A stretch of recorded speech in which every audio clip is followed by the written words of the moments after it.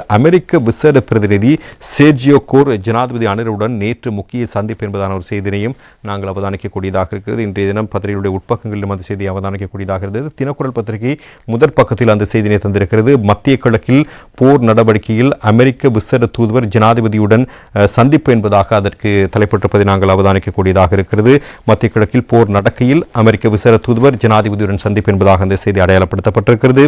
எனவே அங்கு பேசப்பட்டிருந்த விடயங்கள் குறித்து பத்திரிகைகள் சுட்டிக்காட்டி இலங்கைக்கு வருகை தந்திருக்கின்ற தெற்கு மற்றும் மத்திய ஆசியாவுக்கான அமெரிக்காவினுடைய விசேட பிரதிநிதியும் இந்தியாவுக்கான அமெரிக்க தூதுவருமான சர்ஜியோ கோ மற்றும் ஜனாதிபதி அனுரகுமார் திசானாக் ஆகியோருக்கு இடையிலான உத்தியோகபூர்வ சந்திப்பு நேற்று முற்பகல் ஜனாதிபதி அலுவலகத்தில் இடம்பெற்றிருக்கிறது. அமெரிக்காவுக்கும் இலங்கைக்கும் இடையிலான நீண்டகால இருதரப்பு உறவுகளை மேலும் வலுப்படுத்துவது மற்றும் பொருளாதார ஒத்துழைப்புகளை விரிவுபடுத்துவது குறித்து இந்த சந்திப்பின் பொழுது விரிவாக கலந்துரையாடப்பட்டிருக்கிறது. தற்போது மத்திய கிழக்கில் நிலவுகின்ற போர் சூழல் மற்றும் அது உலகளாவிய ரீதியில் ஏற்படுத்தியிருக்கின்ற தாக்கங்கள் குறித்தும் ஜனாதிபதி இதன் பொழுது அமெரிக்க தூதுக்குழுவினருக்கு விளக்கம் அளித்திருக்கின்றார்.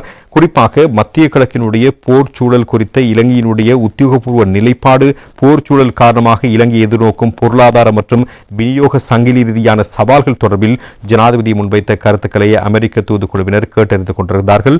இந்த சந்திப்பில் ஜனாதிபதியுடைய செயலாளர் உட்பட பல முக்கியஸ்தர்களும் கலந்து கொண்டிருப்பதான தகவல்களையும் நாங்கள் அவதானிக்கக்கூடியதாக இருக்கிறது.